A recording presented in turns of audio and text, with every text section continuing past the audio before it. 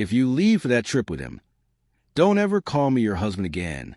Those were the last words I spoke before my wife, Emily, zipped her expensive suitcase shut. She didn't cry. She didn't hesitate. Instead, she rolled her eyes as if I were the unreasonable one. "You're being paranoid," she said, grabbing the handle. "Daniel is just a co-worker." But I had heard that sentence too many times over the past 6 months. Every late-night text, every hidden smile, every canceled dinner had led to this moment. As the front door slammed behind her, something inside me quietly broke forever that evening. The silence that followed felt heavier than any argument we'd ever had. I walked through our empty house, noticing little things I had ignored before. Her favorite perfume was missing from the bathroom. The framed vacation photo from Hawaii had disappeared from a shelf. Even her wedding ring box sat open on the dresser, without the ring inside. She had planned this longer than I realized. My best friend Mark called, asking whether everything was okay because Emily had posted airport photos online. I simply replied, she made her choice. Deep down, I knew the real story hadn't even started yet. That night, sleep refused to come. Instead, I replayed every memory from the last 8 years of marriage. Emily used to laugh at my terrible jokes and surprise me with handwritten notes before work. Somewhere along the way, those moments disappeared. Her attention shifted toward business conferences, weekend seminars, and co-workers whose names kept changing. Daniel was simply the latest. I wasn't jealous without reason. I had watched our relationship slowly become an afterthought. Around midnight, my phone buzzed with one final message from her. "Stop overreacting." I stared at the screen before deleting the conversation completely forever. The next morning, I made a decision that surprised even me. Instead of chasing her with desperate phone calls, I contacted a lawyer. I wasn't ready to file for divorce yet, but I wanted to understand my options. The attorney listened carefully before saying, "Sometimes people only realize what they had after they lose it." Those words echoed in my mind throughout the day. I returned home and packed Emily's remaining belongings into labeled boxes. It wasn't revenge. It was preparation. For the first time in months, I stopped waiting for her to choose me over someone else. Meanwhile, Emily flooded social media with glamorous vacation pictures. Beaches, luxury hotels, rooftop dinners, and smiling selfies filled her profile. Daniel appeared in nearly every reflection, though she carefully avoided tagging him directly. Friends commented about what an amazing business trip it looked like. I stayed silent. Then an unexpected message arrived from someone I didn't know. The sender claimed to work at the same company and apologized before attaching several photos. My hands trembled as I opened them. The images confirmed exactly what I had feared, leaving absolutely no room for doubt anymore whatsoever.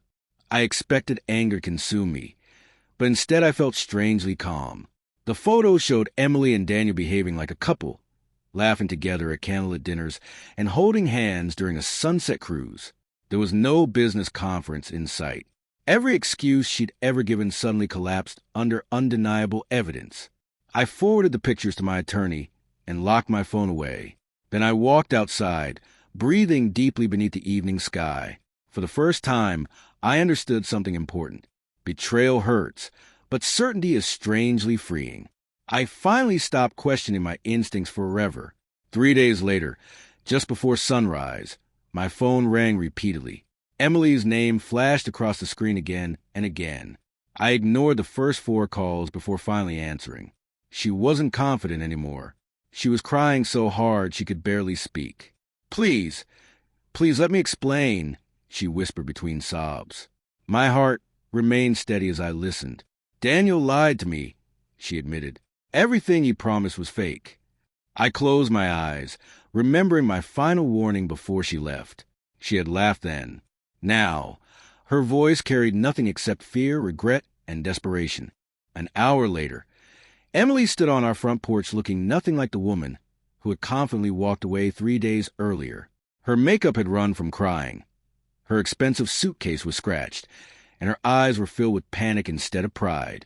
The moment I opened the door, she dropped to her knees. "I'm so sorry," she whispered. "I made the biggest mistake of my life." I looked at her silently for several seconds before speaking. You didn't accidentally make a mistake, Emily. You made a choice, and now you're living with the consequences of that choice. She explained everything through tears. Daniel had promised that he loved her, that they would build a future together, and that he had already planned to leave his own relationship. But halfway through the trip, Emily discovered the truth. Daniel had been seeing multiple women at the same time. She overheard him laughing with friends about how easy it had been to manipulate her. When she confronted him, he coldly admitted he had never intended to leave anyone for her. Suddenly, the fantasy she had chased collapsed into humiliation, leaving her completely alone and heartbroken. I listened without interrupting. But something inside me had already changed forever. 3 days earlier, I would have done anything to save our marriage. Now, I realized I wasn't grieving the woman standing before me. I was grieving the woman I thought she had been. Trust isn't destroyed by one lie alone. It breaks after countless decisions to betray someone's faith. Emily reached for my hand, but I quietly stepped back. You came home because he rejected you, I said calmly, not because you suddenly remembered how much you loved me. She couldn't deny a single word. Without raising my voice, I walked into my office and returned holding a neatly organized folder. Inside were the divorce papers my attorney had prepared the day before. Emily's face turned pale the moment she recognized them. She begged me to tear them apart and promised she would quit her job, block Daniel forever, attend counseling, and spend the rest of her life proving she had changed. I believed she genuinely regretted what had happened. But regret and trust are not the same thing. Some promises lose their value the moment they are broken beyond repair forever. Emily signed the papers through uncontrollable tears. Before leaving, she stopped at our wedding photo hanging in the hallway. She gently touched the frame and whispered, "I threw away the best thing that ever happened to me." For a brief moment, I felt sadness instead of anger. We had shared years of memories, dreams, and laughter. But love without respect cannot survive. As she walked toward the door, carrying the same suitcase she had proudly taken on that trip, I realized the house felt peaceful again. Sometimes closure arrives quietly, not with revenge, but with acceptance and strength. Months passed, and life slowly became brighter than I ever imagined. I focused on rebuilding myself, reconnecting with old friends, and discovering happiness that didn't depend on someone else's loyalty. One afternoon, I received a final email from Emily. She apologized one last time and admitted losing our marriage had taught her the hardest lesson of her life. I wished her well, but never replied. Some chapters deserve endings instead of second chances. Looking back, I realized my warning hadn't ended my marriage. Her decision had. And the greatest victory wasn't watching her beg to return. It was finding peace after finally choosing to walk forward without looking back.